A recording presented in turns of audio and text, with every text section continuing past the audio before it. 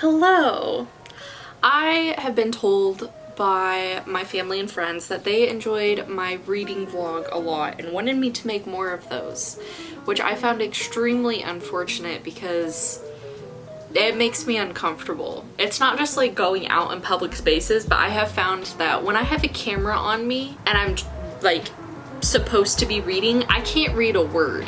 It goes in one ear and out the other. There's no comprehension being done. So we're trying to get better at that. We're also trying to get more books done off of my TBR shelf. As I talked about at the beginning of the year, I figured to help myself get through it, I would do like themed videos about the books that I'm getting done off of my TBR. So for instance, like doing all of the YA books together, doing all of the hardback books together that I want to get off of my shelf so bad. Things like that. So to jump in and know I had a good place to start, we're doing the adaptations. So these are books that have been turned into movies or TV shows that I have or have not seen. That way I could look forward to watching something afterward or rewatching something afterward. And there was also like quite a few on my shelf, but not too much to where I would be scared of getting it done. So that's where we started. The adaptations on my shelf include A Man Called Ove by Fredrik Backman. I know this was an international feature, but more recently it was turned into a film called A Man Called Otto, starring Tom Hanks. It was on Netflix, and I sobbed watching it and enjoyed it way more than I thought I would. So that's the first one. Second one is A Simple Favor by Darcy. This was turned into a movie like 5 or 6 years ago, starring Anna Kendrick and Blake Lively. This was a really fun movie. It had a lot of flaws and I didn't think it totally landed the plane, but I watched it with Sam and it was just really fun. The next one is the first one I haven't seen yet. It's called The Sinner by Petra Hammesfahr. This was turned into a TV show and I don't know too much about it, but it was starring Jessica Biel and I always wanted to watch it because it looked super interesting, but I haven't yet. So I figured read the book first and then I can finally get to the TV show. Next, one of my absolute favorite movies of last year that I found for the first time is called This Is Where I Leave You by Jonathan Tropper. This was turned into like a family dramedy starring like the most amazing cast of people. It's like Jason Bateman, Adam Driver, Tina Fey, Kathryn Hahn, Rose Byrne, Jane Fonda, and on and on and on and on. True Grit by Charles Portis. I know that there's been several adaptations, but I've seen the one starring Haley Steinfeld and Matt Damon, and it was a movie that I didn't think that I would like at all, and then I ended up really enjoying it. And then I saw this cover and just thought that this was undeniable, so I picked that up. Picked up, I think in the same Barnes & Noble trip, was The Devil All the Time by Donald Ray Pollock. This was turned into a Netflix film, again starring so many people. Tom Holland is at the center, but then also Robert Pattinson, Riley Keough, the dude that plays Pennywise, that I can't think of his name right now, Sebastian Stan, and a whole bunch of others. This is a weird movie that when I first watched it, I was like, I'm never gonna watch that ever again. I thought it was really good and I enjoyed watching it, but I was like, I'm never gonna watch that again. And then a few months later, I saw the book and was like, I think I could get into that if I like the way that it's written. So that's next. High Fidelity by Nick Hornby. This has been famously adapted twice. First was a movie starring John Cusack in the 90s, and then it was adapted again by Hulu just a few years ago, starring Zoe Kravitz, which was so much fun because her mom was in the original 90s film, but it was canceled after one season, and I feel like it's one of the shows that people talk about most as something that they're so disappointed that it got canceled. And I really loved both of the adaptations. I have read a novel and a novella by Nick Hornby before, and I don't totally love the way that he writes, but I, again, love both the adaptations and love this cover, so decided to pick this up. One of the most recent things that I picked up, and also the only other one that I haven't seen before, is called Fleishman is in Trouble by Taffy, Brodesser-Akner. This is also an FX Hulu adaptation starring Jesse Eisenberg and Claire Danes. And I haven't seen it yet, but I was really interested in the previews that I had seen and really loved this cover, so picked this up from Barnes & Noble probably a year and a half ago. And last but not least, American Psycho by Bret, Easton, Elis. I loathed this movie. Loathed it. So you might be like, why then would you pick up a book?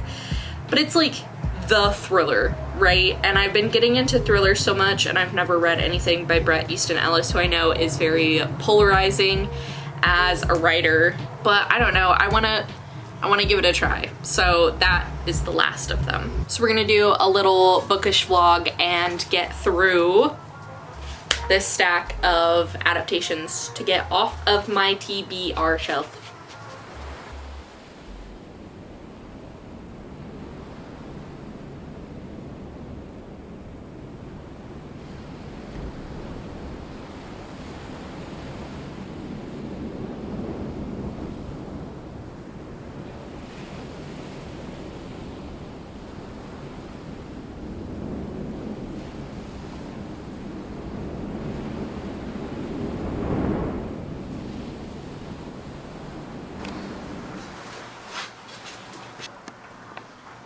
Hello, first check-in. I started with A Man Called Ove and DNF'd it. I think this is one of those adaptations that it is so extremely similar to the movie, like pretty much word for word, that it doesn't feel like I'm gaining anything by reading this book. And ultimately, I think I would rather just watch the movie again than read it on the page. I'm just not gaining anything about the characters or the plot by reading this. Then I did read A Simple Favor by Darcy Bell. I gave this 3 stars because it was entertaining and it did keep my attention. I listened to most of it and it certainly delivered on the thriller front. But other than that, it didn't seem too revolutionary. I did rewatch the movie and still had fun watching that, but I'm gonna get rid of this. And then I tried to start The Sinner. I did read a little bit and then tried to listen to it as well to see if that made a difference, but it felt quite dense and there just wasn't enough to keep me holding on to want to find out what happened. So I'll try to watch the show and see if that makes a difference at all. But when I read a thriller, I just expect to be enraptured by it. Otherwise, like, what is there to keep you going? And I was disappointed that I didn't get any of that from this, so I'm gonna DNF this.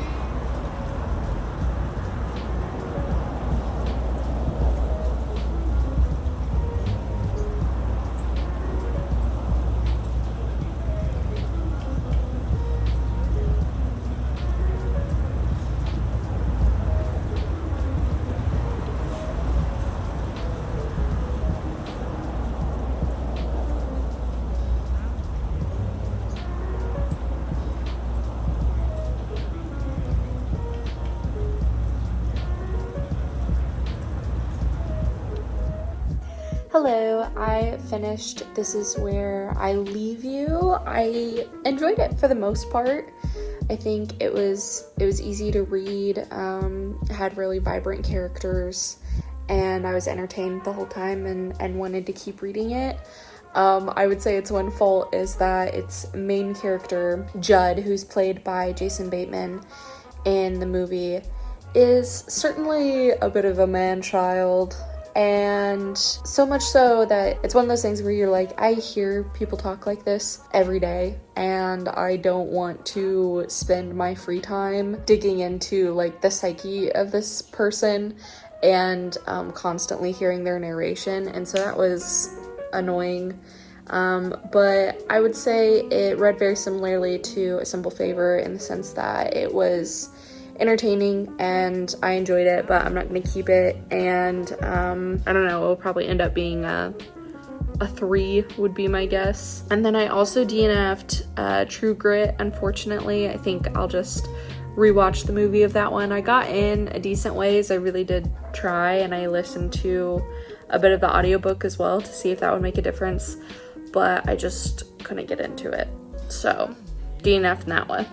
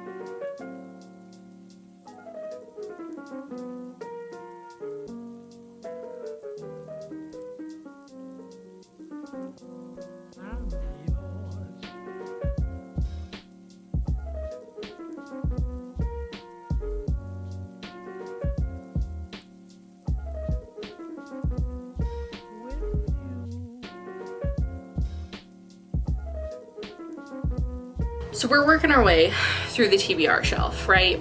But every time I look at it, there's a certain number of books I just do not look forward to reading. And what is the point? Getting rid of books that I haven't tried to read yet feels like cheating in so many ways, but I am playing my own made-up game, and I just don't want to waste my time reading things that I'm not looking forward to reading. And obviously, like, I could read one of these and I could love it, so maybe I'm shooting myself in the foot. But if I'm looking at it and I'm not excited to pick it up, I'm never going to. So I did a little cleaning, and I got a good chunk of books to take off of my TBR shelf and get rid of. 1, 2, 3, 4, 5, 6, 7, 8, 9. So that's 9 books I'm going to take off of my TBR and get rid of. And that helps me feel like we're a little bit back on track, and I'm happy to look at my shelf now and actually be interested in all of the things that are over there.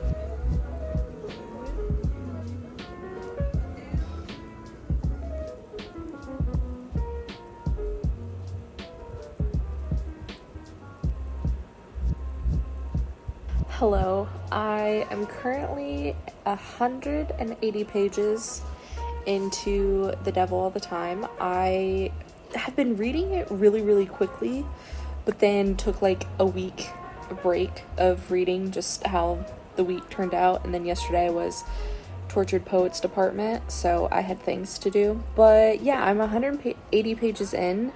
I do like the way it's written, but it's also repulsive and so scary. And the further I get in, the more it's about Carl and Sandy. If you've seen the film, you know that it's just a very icky part. And here I am reading it in the middle of the night, and that's maybe not my best choice, but I just want to finish it and get to something else that is happier, even though I am liking it and I will keep it and probably rate it pretty highly, but I feel like I'll lose my mind a little bit. Hello, I finished The Devil All the Time. As you saw, the very end of it was a slog to get through, and I'm very much looking forward to reading something happy or generally at all positive.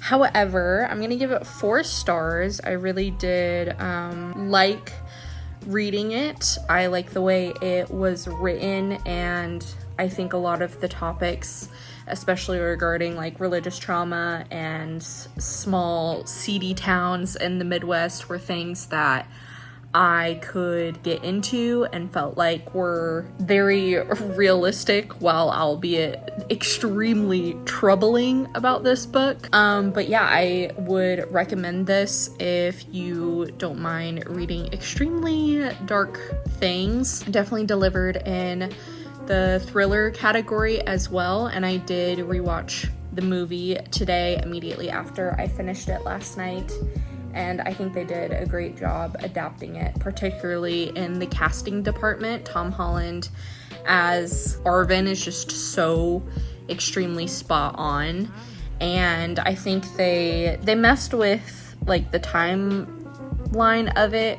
I think, a little too much.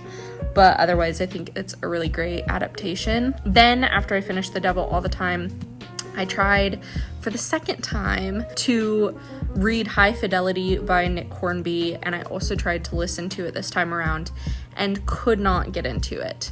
So I'm officially calling it quits on this and DNFing. I'm gonna stick to the 2 fantastic adaptations of this. I think I really like the stories that Nick Hornby comes up with, but don't totally love his particular voice when he writes. And then I also tried to both read and listen to Fleishman is in Trouble, and I would put the narrator in a similar category to what I said about This Is Where I Leave You, where he's just a man-child, and I could not be bothered to use my free time to listen to this man whine and complain about his life, especially like his life after the divorce from his wife and how he's going out with all these women now.